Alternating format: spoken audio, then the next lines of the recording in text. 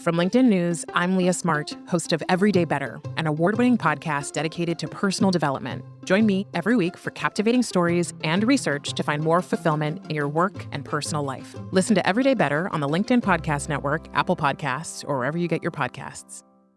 Did you know that small and medium businesses make up 98% of the global economy, but most B2B marketers still treat them as a one-size-fits-all?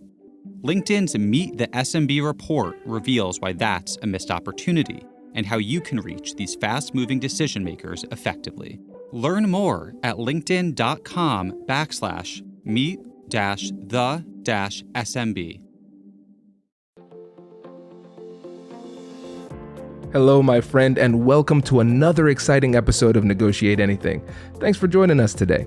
With over 10 million downloads and listeners from more than 180 different countries, it's dedicated listeners just like you who have made Negotiate Anything the #1 negotiation podcast in the world. I'm your host, Kwame Christian. I'm a business lawyer, mediator, author, and the proud CEO of the American Negotiation Institute. Now, before we get into today's insightful conversation, I have a golden opportunity for those of you who recognize the power of negotiation in your professional lives. Have you ever found yourself wishing that you could navigate those high-stakes conversations with more confidence? Or perhaps you're looking to empower your team with the art of persuasion and conflict resolution. At the American Negotiation Institute, we've crafted specialized keynotes and workshops tailored for those very needs. We've transformed the negotiation skills of professionals worldwide, and we're eager to do the same for you. We believe the best things in life are on the other side of difficult conversations, and our goal is to help you improve your lives and the lives of those around you, one difficult conversation at a time. Don't let another challenging conversation leave you second guessing. Click the link in the description to discover how we can help you find confidence in conflict, negotiate better deals, and have stronger relationships. Because in the world of business, every conversation counts. And now, without further ado, let's jump into the interview. Lisa, thanks for joining us today. You're welcome. My pleasure to be here. Yeah, it is our pleasure to have you, my friend. So how about you get us started by telling us a little bit about yourself and what you do? Thank you. Well, I guess the way to answer that is that I have been helping women increase their influence and thought leadership so that they can be seen, heard, promoted, and paid. Probably for about 20 years, but sometimes I think I've been doing this my entire life. I've just turned it into a coaching business with Story Happens Here for about the last 16 years.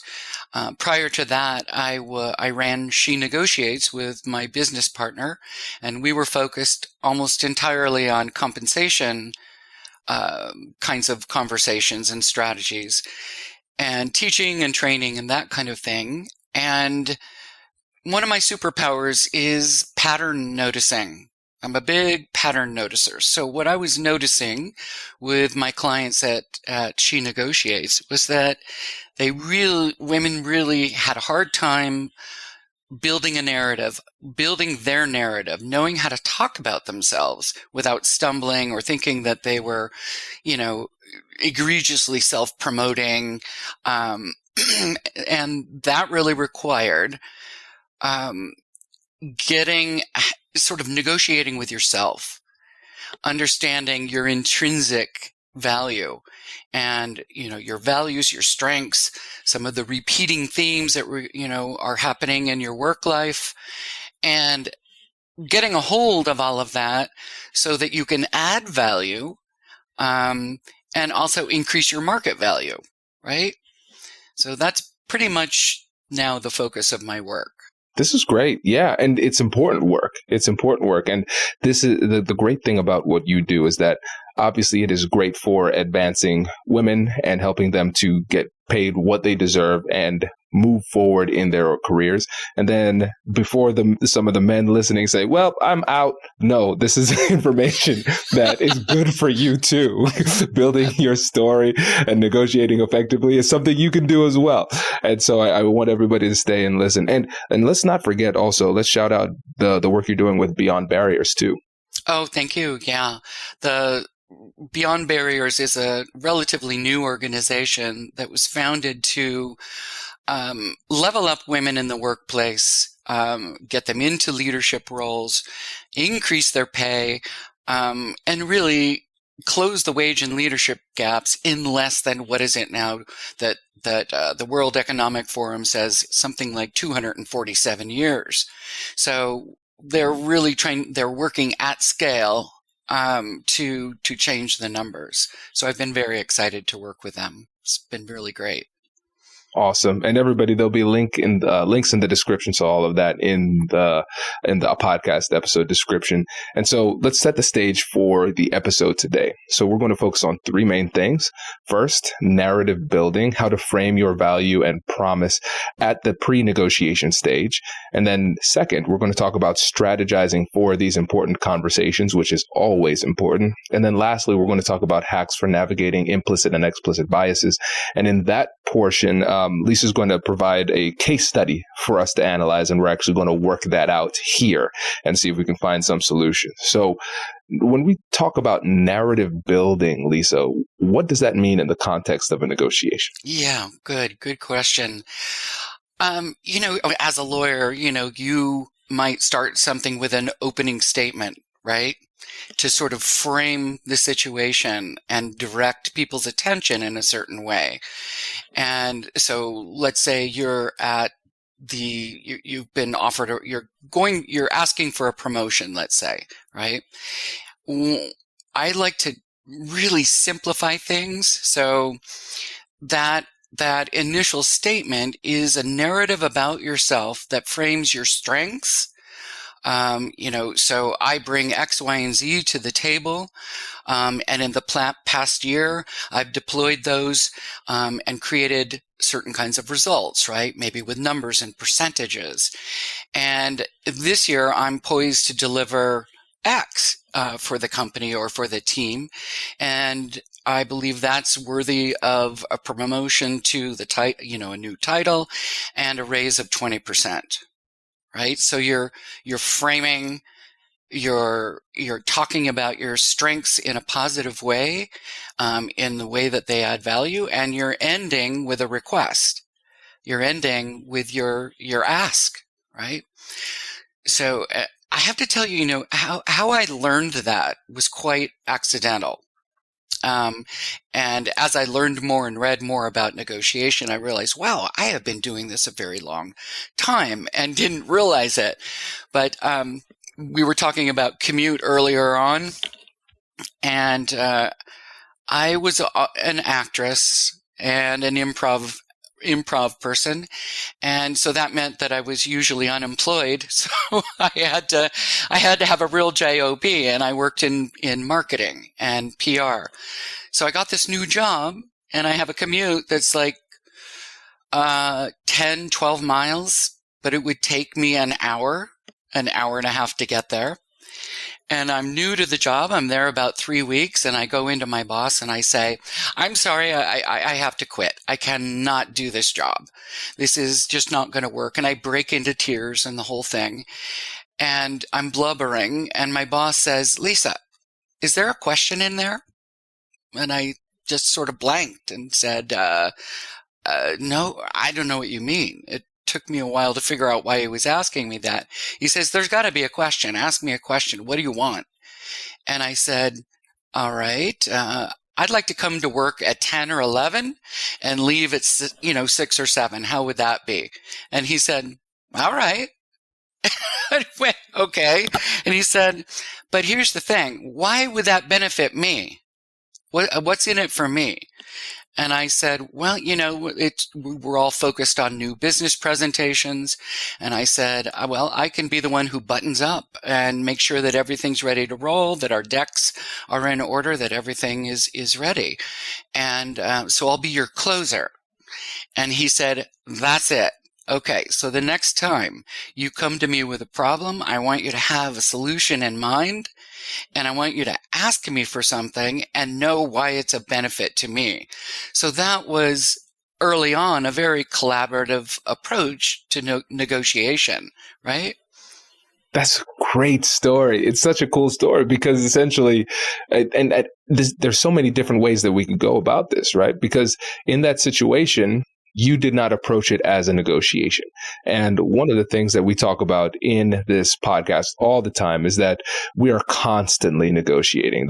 The definition I like to use is anytime you're in a conversation and somebody in the conversation wants something, you should think about that as a negotiation. So we're always negotiating. Exactly. But other people in the world, they don't think about it that way. And what your boss showed you in that instance is that even if the other person isn't approaching it as a negotiation, you can lead the conversation and turn it into a negotiation. He did it very explicitly, but we can do it more subtly. And so when you think about building that narrative, how do we do that when the other side doesn't seem as though they are trying to approach it in the same kind of way as a negotiation? Wow. I have so many thoughts to that. I think if you understand that you're going to be asking for something, if you know that, then there's some preparation you can do to kind of develop your framing and think about what the other person's needs and wants and interests are. What's important to them. The first part of the work is understanding what's important to ourselves. What do we want, right? And really knowing that, and knowing, like you always talk about, what's your bat now? What are you going to do if you don't get what you want? Well, was I going to quit? I probably would have, because there were other fish in the sea. I could get another job. That's not always the case for people, right? You can't just up and leave. You have a family. At the time, I didn't. I wasn't. I was very, very young. But I think when you're in the middle of a conversation, you can pause and sort of acknowledge what's happening in the room and ask questions to get at where the stops are, right? What's happening? Why are we at loggerheads right now? Hello, my friends. Before we get back to today's episode, I want to ask you a question. Have you ever wondered how to elevate your team's negotiation game and how you can help the folks on your team have better, difficult conversations? At the American Negotiation Institute, we offer transformative keynotes and workshops tailored to empower professionals with top-tier negotiation and conflict resolution skills. Whether it's a keynote for your next event or hands-on training for your team, we've got you covered. Don't just negotiate. Master the art with the American Negotiation Institute. Click the link in the description to find out more. Elevate, negotiate, and succeed. Small and medium businesses don't have time to waste, and neither do marketers trying to reach them.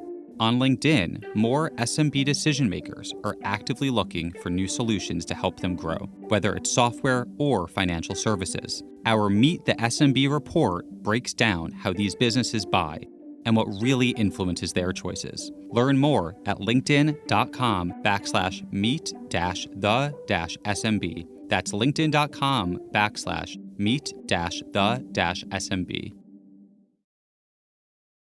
Yeah, absolutely. And so often in my negotiation trainings and when I was teaching at the law school and the business school, I told the students, I say, hey, listen, I'm going to ask you a lot of questions. You're not going to always know the answer to my questions, but I tell you, if you don't know the answer to my question, if you just raise your hand and say, ask an open-ended question, you're probably going to be right. And a lot of times that's really all it takes to get things moving in the right direction in these conversations. I used to say, just put your lips in the shape of a W and see what comes out, right? Or maybe just lead yourself into a what? Even if you don't know what's coming next, you'll trigger something. It's a good way to start practicing and to remind yourself, wait, don't just start defending or, persuasively arguing. Ask questions first. And you'll learn so much more about the other person and where your common ground may be, right? Absolutely. And so, Lisa, I want to go a bit deeper into this narrative building phase. And so with narrative building, we are shaping the conversation. We're taking an opportunity to frame the narrative in a way that is productive and at the same time beneficial to us. So what are some of the key things to keep in mind as we are framing the narrative before the meat of the negotiation actually begins? Well, using a promotion conversation again, or even, asking for a raise or something like that. The work that goes into building your narrative is to doggedly understand what your strengths are. What do you bring to the party? What are you always using to add value to the workplace that's unique to you? Right? So it's kind of like, your unique value proposition that is derived from looking at all of your past experiences. So if you were to wander through your resume right now and you'd analyze it for your strengths and your values and those repeating themes, you're going to come up with a collection of words and phrases that might repeat throughout. And those are triggers. Those are little clues as to what the building blocks of your narrative are, right? So, and I always tell people, write it out. I want you to write it, and then I want you to learn how to speak it. So they're very different animals. And, a written version of it is something that you might put on your LinkedIn profile or your headline, right? My headline says, I help women develop their thought leadership and influence so that they can be seen, heard, promoted, and paid. So that's kind of a little bit of marketing language, but it's still, I'm not saying to you, hey, I'm a coach. I'm an executive coach. Well, that doesn't tell you anything about me, right? So it's more about my why and what I'm passionate about, and, changing the wage and leadership gaps for women, right? And then the second piece of that is a deeper, kind of more expanded statement that helps people understand how you deliver value, how you deploy your strengths in the workplace. So that's kind of the foundation of it. And it's something that I have noticed time and time again. I think, wow, this is so rudimentary. This is so basic. And one day, one of my clients is going to say, I'm not doing this. This is baby stuff. I've never heard that ever. Never have they put the brakes on, because most of us, not just women, we get into the workplace, we put our head down, and we never look back. And we don't reevaluate where we are and kind of how we've grown and developed, and in a way that we can speak about ourselves confidently, as a benefit to the other person sitting across from us. We're going to help you, right? I'm going to help you accomplish your goals. Yeah, I think this is great. And it ties seamlessly into our second point, which is strategizing about these important conversations. Because this is something you've mentioned a number of times, just organically in our conversation here, Lisa, where we're talking about you have to prepare, because we are not going into these conversations freestyling and hoping for the best. These things don't happen well by accident. It takes some level of preparation and strategy. Yes. And so when you think about the work that we need to do before these difficult conversations, what does that look like to you? Yeah. So, I think about solving like an interpersonal conflict with someone, perhaps, or even, a money negotiation, no matter. You have to think about what the objections to your requests might be, right? And prepare answers to that. And sometimes it's open-ended questions first before your answer. So you might anticipate nobody's getting a raise this year. What's your response to that going to be, right? And first you might ask a question like, how is that so? Tell me what's happening in the business to make that impossible this year. and then you have an answer coming your way, and you're going to use that to pivot and provide sort of your response to that. So I like to prepare for all of those possible objections and set out, okay, first you're going to little small talk, and you're going to acknowledge the other person for something, say something that connects you to, and then you're going to move into your opening statement, and then you're going to ask an open-ended question at the end of your opening statement, and then the rest is sort of, in my mind, improvising with what happens first. But as long as you've prepared for it, I always tell people, look, it's human conversation. It can go any direction. But as long as you've prepared, you can kind of pivot to the answer that you'd like to give in that section, right? Or to reframing an objection. So that's kind of a long-winded answer to to your question. No, this is great. And I think one of the values of having you in particular answering this particular question is your background as an actor and your background doing improv too, because that's a term that you just used here, because you said, yes, I'm going to strategize. I'm going to plan. I'm going to prepare. I'm going to know what I'm going to say next. And I'm going to know the questions that I'm going to ask. And I'm going to know those objections, and I'll be prepared for those too. But you said, I have to be ready to improvise. And I think for a lot of people, that seems almost contradictory to what you're saying, because they think improvisation is just like winging it, but it's clearly not. So how can you blend your preparation with your willingness to go with the flow in the conversations? Practice, right?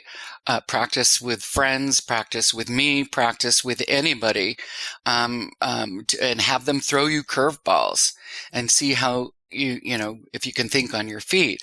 One of the things whenever I was teaching negotiation or working with a client, I would say, if you really, really want to get good at this, take an improv class, because here's the little secret that people may not know about improvisation is you practice games. Right? And so you think about, what's my line anyway? Or that improv show where they're singing, they give them, some sort of style of music. Maybe it's rap, maybe it's a musical, and they just start singing. Well, they have practiced all these different musical styles many, many times, right? Or they've practiced different improv games, ad infinitum, so that when you're in front of an audience and somebody says, okay, you're in Texas and you're a used car salesman, that you roll with it. And it's the old yes and, right? Where you say, yes, and it's hot as hell. And boy, I don't think I'm going to sell one car today. Right. So, it's really practice is what makes you able to think on your feet and not stumble around. And also it's what helps you be creative in the moment, especially if you're at an impasse, you're stuck. That might be the time to open up the door to, well, let's brainstorm a bit here and see how we can meet each other's needs. Absolutely. It's a great way to break through impasse. And that's one of the benefits of seeing every interaction as a version of a negotiation, because now every conversation becomes an opportunity to practice. And I think a lot of times people get too rigid. They get too rigid in their approach. It's not just that they are rigid in terms of the outcome. This is the only pathway to success. They're saying, no, this is the only pathway for this conversation. And the thing is, conversations don't always follow our rules. There's always going to be a surprise. And so you have to be flexible in these really difficult conversations. Yeah, and people aren't always straightforward about what they want either. And sometimes there's hidden agendas, and, there might be constraints that you're unaware of, or things that they're not able to reveal to you, that make it difficult to get anywhere, right? And so the more curiosity you bring and the more asking you do, open-ended question asking, leads you closer to understanding what those constraints might be. And, sometimes people are just hardball and they're not going to let you in, and it's time to pause. Right? Absolutely. That certainly happens. But again, I think one of the things that's helped me is switching that assumption to, oh, I definitely know what they're saying. I definitely know where they're coming from. I definitely understand all of their potentially hidden agendas. No, I'm going to assume that I don't. And that humility triggers more curiosity, genuine curiosity, because I'm asking questions and actually genuinely trying to find the answer, because I'm assuming that I don't know what it is. And you talk about that a lot too, with the three, I forget what you call it, but the piece that you're talking about is repeating back what you hear, right? Just a basic listening response skill. Like what I think I heard you say is ABC. Is that right? I mean, it seems so fundamental, but if you really notice it when you skip over it. Exactly. That's the thing. The fundamentals never go out of style. No. Right. And they're there for a reason. They're there for a reason. And with the time we have left, I want to give us an opportunity to talk about navigating implicit and explicit bias, because this is something that's coming up a lot. And the reality is, when I think about bias, that bias is really just the natural state of the brain. We all have biases about everything, right? I'm biased about the way that we do the podcast, right? Because, I was 2 minutes late because I was very finicky about my microphone. Maybe other people can't tell which microphone I use, but I know, so it's going to affect my decision making. And so that's a very innocuous version, but there are different levels. And so with your scenario, how about you take a moment, set the stage, and then let's talk through what solutions might exist. Yeah, this is a little case study that is a circumstance that a client of mine has been having for some time. So let me set the stage. She is from another country. She has an accent. She is brown. She's also short. And when she gets excited or passionate or angry, her voice goes up in pitch very, very high, right? And sometimes people misinterpret, they think she's angry or she's being adamant or too, emotional when really she's excited about something or she wants something. So she's had a lot of pushback, a lot of resistance, people thinking that she's commandeering and demanding and, if I may say this, bitchy, bossy, demanding. Those are some of the words and phrases that have been leveled against her. So I thought maybe the two of us could ideate how we can help her not be discounted. Yeah, absolutely. And so this is close to my heart because my family is originally from the Caribbean. So I'm a first generation Caribbean American. So breaking through barriers culturally, that's something that my family had to go through. And this story actually reminds me of one of my friends. Her name is Luann, and she is Italian. And so she lives in New Jersey. She was telling me this story where she said that somebody in her company was transitioning out into a new role, that they had a really great relationship. It was just time to move on. And so she was willing to help with the transition. And so she left this notebook for the next person to come in and take over and be really seamless. And at the bottom of the notebook, she wrote this little note, and it said, "Luann is not yelling."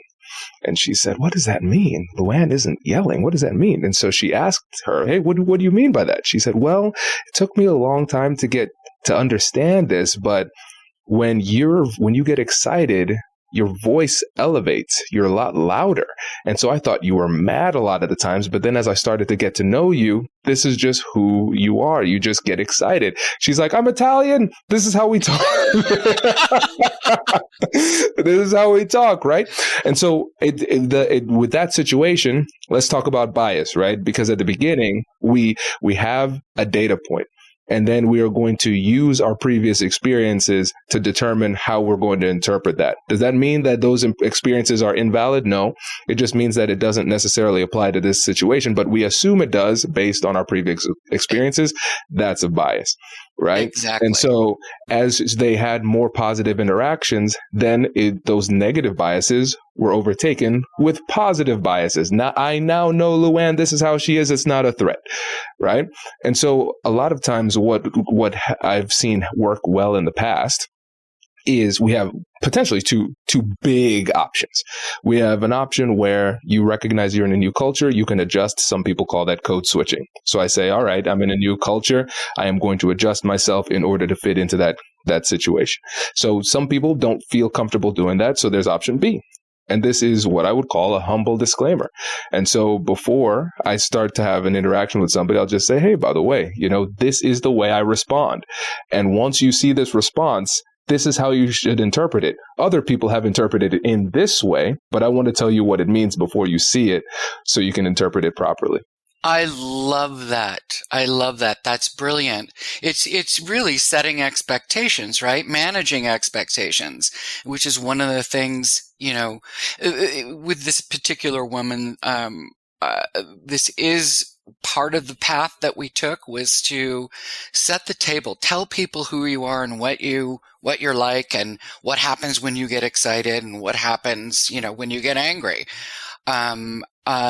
And another thing, this for in this particular case was to see if I could help her ground her voice, get her voice into her belly.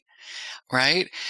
So like when someone is nervous or excited and they're not conscious of it, you're going to go rise in pitch. But let's see if when you notice this is happening, if you could do the opposite. So I would get her to stand up, plant her feet on the ground, and consciously drop her voice like this. And it sounded very funny, but after a while, it became kind of second nature to her. So but everything that we're saying, I'm having this sensation right now that, the onus is always on us. When is it the other person's responsibility to do some growing and to do some noticing that you actually are sitting in your bias? You actually are having an expectation. It reminds me of the line in Hamilton when Burr is kind of meeting or talking to Hamilton, and he says, talk less, smile more. Don't let them know what you're against or what you're for. That was his advice to Hamilton. And I think we women are always being told, talk less, smile more. Don't be, too invasive. Don't be loud. Don't take up space, right? And it's annoying. It's irritating. Because sometimes that's all we want to do. Yes. So there's so many different ways we can go with this. So let's talk about this. Let's talk about this important thing. So like earlier, I said conversations often don't follow our rules. Psychology often doesn't follow our rules.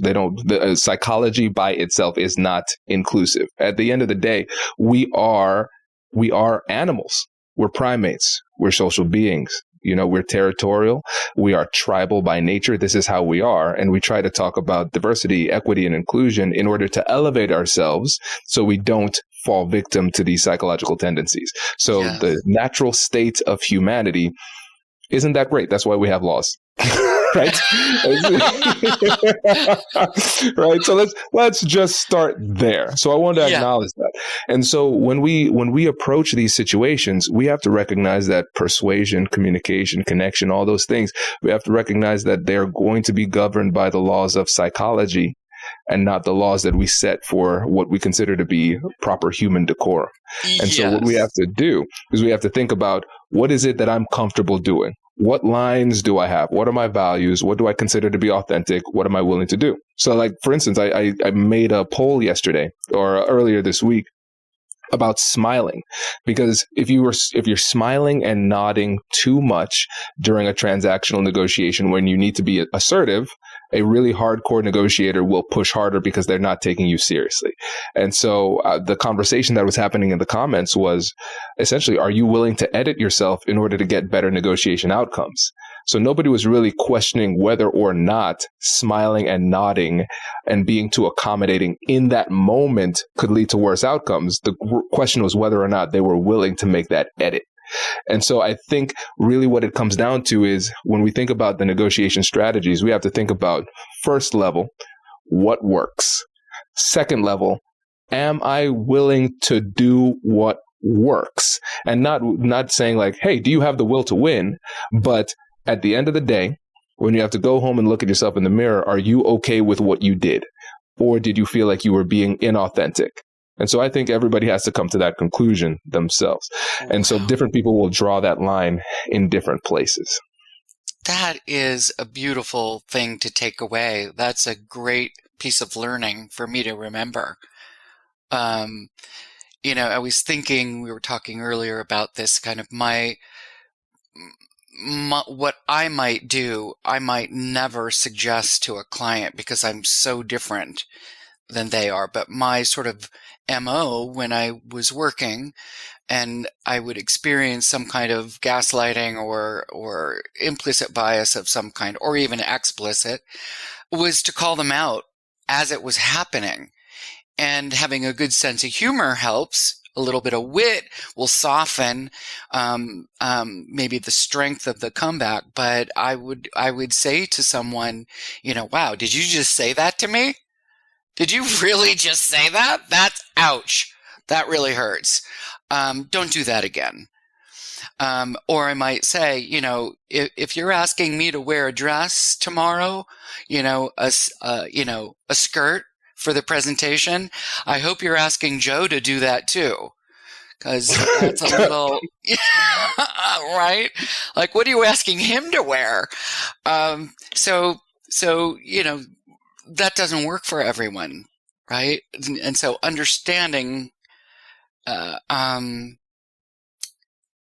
your point really was, where am I willing to adjust in order to get the result I want? So this whole time in the conversation, I've been nodding my head a lot with everything that you said. And as soon as you were describing that, I went, oh, I better calm myself down and just like not nod. That's very hard. Well, I'm not pushing you to do anything, so you can nod all you want, but yeah, it's just one of those things that we have to consider. And then to the second point of your question that I forgot to address was, there's a lot of self-growth and adjustment that needs to happen on our part in order to be successful. And so for me, I always want to take responsibility because that makes me feel more empowered. So if I want to get the outcome that I want, then I want to believe that I can do things in order to make that happen. And then the second part of your question was, when is it on them to grow? And I think it's constantly on all of it's each of our responsibilities to grow through every interaction. Conversations like this should be transformational. And so, but again, you can't just, that has to be something that they do. And a lot of times they don't have the self-awareness to recognize that it's time to grow. That's and so right. Going back to our trusty friend, the open-ended question, I think that can help, because when it comes to implicit biases, per definition, it's subconscious. They don't realize it. Right. And so I would ask a question to raise that awareness. So I remember I was having a conversation with somebody, and it was an athlete who was coming up to the podium to speak. And the person I was talking to said, well, I hope that they use proper English when they speak. Ooh. And so, there are a lot of ways I could go about that. And so all I did was this. I just asked the question. So what is it that makes you think they wouldn't use proper English when they speak? And then they thought about it for a second. They're like, oh, that was bad. I'm sorry. Yeah, no, I'm sorry. Yeah, they got it. They got it immediately. Right. And that was it. Right. And there was no teaching necessary, right? Exactly. Super simple. Super simple. And so the relationship was still in a good spot, and they appreciated the learning, and they also appreciated the grace that was extended, not chastising them, because, socially, I could have pushed that moral superiority and used that righteous indignation to bring down fire and brimstone. But I think shaming people into allyship isn't the best way to go. That's right. Shaming rarely works. Well, it does in some cases if people aren't cooperating at all, right? Like, well, a little slap on the wrist might bring them back into cooperation. It just depends on the circumstances, right? Yeah. And so for me, I'm always in business, and any difficult conversation, I'm a diplomacy first kind of guy. So I always want to give them the opportunity to comply on their own accord.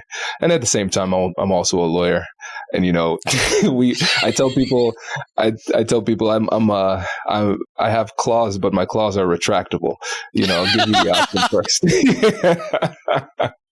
Well, Lisa, I've really enjoyed this conversation. I completely lost track of time. I was having way too much fun. I hope you were too. But before you go, can you remind the listeners about you, your company, and how they can get in touch with you? Sure. My company is Story Happens Here, storyhappenshere.com. And you might also want to check out beyondbarriers.co to see what that leadership program might do for you and your company. So I really appreciate being on the podcast. Thank you for inviting me. This has been a blast. Thank you. It's our pleasure. Thanks for coming on. Congratulations! You've just joined an elite club. By listening to a full episode, you're now officially on the Negotiate Anything team. So welcome aboard. What most team members do is they subscribe to the podcast because that allows them to automatically get the latest episodes of the show. The best things in life lie on the other side of difficult conversations. Keep learning, keep practicing, and keep getting better. Your relationships will improve, your career will soar, and you'll have the confidence you need to get the most out of these crucial conversations. Again, thank you for joining the team. We're excited to have you, and I will see you in the next episode. I'll catch you later.